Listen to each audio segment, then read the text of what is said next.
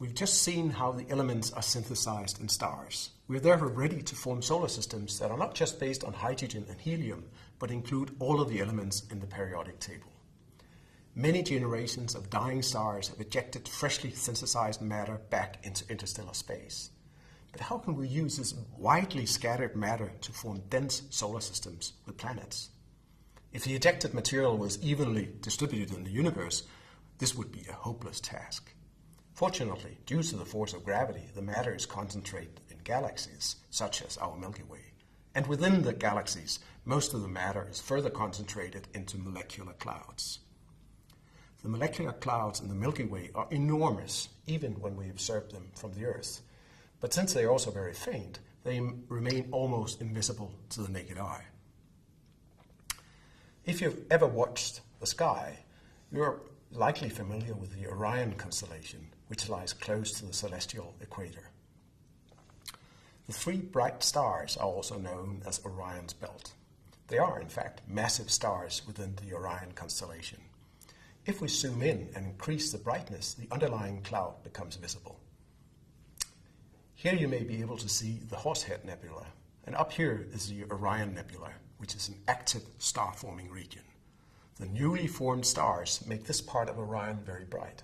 We cannot observe how our own solar system formed, but if we observe areas like this, we can see how other systems form in a similar way. The size of giant molecular clouds may conveniently be measured in units of light years. This cloud measures several hundred light years across, much bigger than the human mind can comprehend. Molecular clouds look very passive, but in fact they are highly dynamic. The stellar winds from massive stars and supernova explosion push the gas in the cloud around at speeds up to several hundred kilometers per second. A truly amazing speed. But even at 100 kilometers per second, it would take you a couple of million years to get from here to here. Therefore, the picture does not change from one night to the other, giving us the false impression that we're looking at something rather inactive. However, if we could fast forward this picture a few million years, we would be able to see that this is indeed a very dynamic system. We can use computer simulations to fast forward this process. What you see here is a simulation of a giant molecular cloud, similar in size to the picture you just saw. The simulation runs for 2 million years, and you can see that on that time scale, the cloud is very dynamic. Note how newborn stars light up within the cloud as the simulation runs. Despite the fact that the gas is highly concentrated in these giant molecular clouds, we still need to compress it by many orders of magnitude to form a solar system. Although gravity helps us concentrating the gas pressure works against gravity and prevents the cloud from collapsing. However, since these clouds are highly dynamic systems, the gas sometimes becomes compressed to a point where gravity is stronger than the gas pressure. The result is a runaway collapse resulting in star formation. A famous example of star formation is seen in this Hubble space image of the Eagle Nebula. The intense stellar winds from a couple of massive stars have created a bubble in the cloud. The stellar winds not only push the gas further and further away from the star through a process known as photoevaporation, it also compresses the gas to the point where a gravitational collapse is triggered. This is exactly what we need to form a new star. Once a dense core is formed, its gravity field will start to grow as it attracts more and more gas, and thus further increases its gravity field. This process of growth through gravitational attraction is known as accretion, a term I will use several times in the following. If we zoom in on these pillars, we can see how it works. As the gas is pushed away, the newly formed stars emerge from the gas. Each of these small tentacle-like structures contains a newborn star at the tip. Eventually, the gas will clear around the young star, accretion will cease, and the star will begin its life as an independent object. As the gas collapses toward the growing star, it will rotate faster and faster, much like water running out of a bathtub.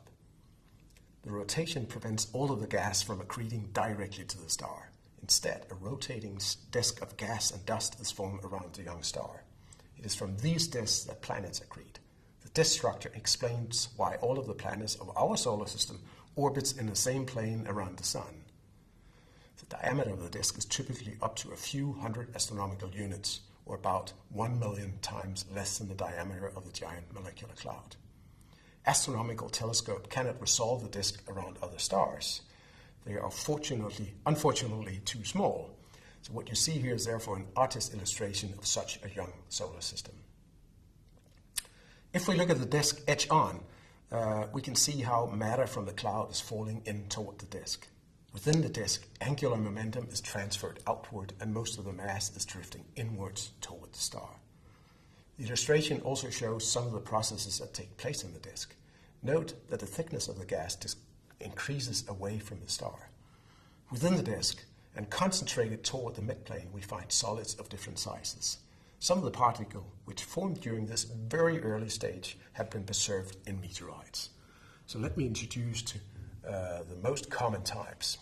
In the hot gas, close to the star, millimeter to centimeter sized particles known as CAIs condense out of the gas.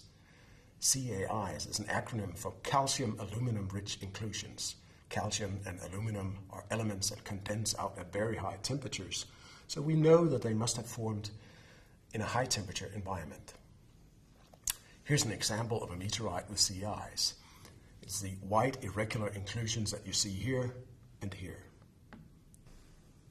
Further out in the disk, we find millimeter to sub-millimeter sized silicate spheres known as chondrules. They seem to have crystallized as freely orbiting molten droplets.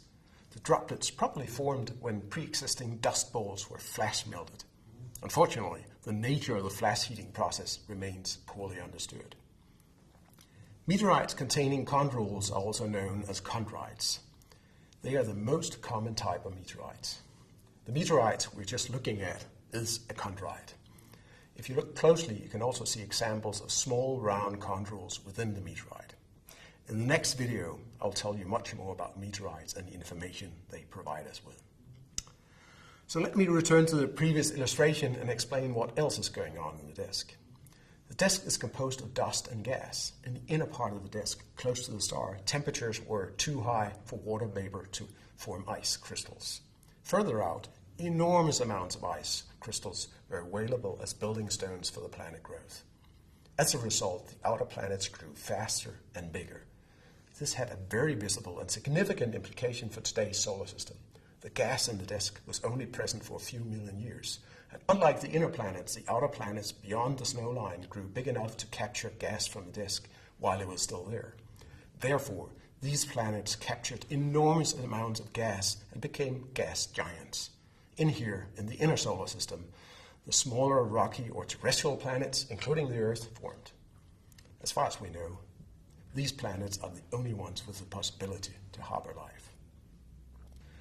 Before we end this lecture on how the solar system formed, let's have a last look at the accretion of the planets. As I explained, the terrestrial planets grew by attracting solid material from the disk. In the simpler version, a protoplanetary core would simply accrete dust, chondrules, and CAIs from the disk until the disk was depleted of material. But in reality, the process was probably more complex. Modeling suggests that many planetary embryos formed and started sweeping up the material from the disk. And as the process continued, the larger planetary embryos consumed the smaller ones, and in the last stages of accretion, we were left with a few large planetary embryos that merged to form the planets we know today. We believe that one of the last planetary embryos that accreted to the proto-Earth was probably Mars-sized. And as you can imagine, accreting a Mars-sized object to the Earth resulted in a collision of cataclysmic proportions. As a result, we shall see in a later video, the presence of our moon was likely a consequence of this event.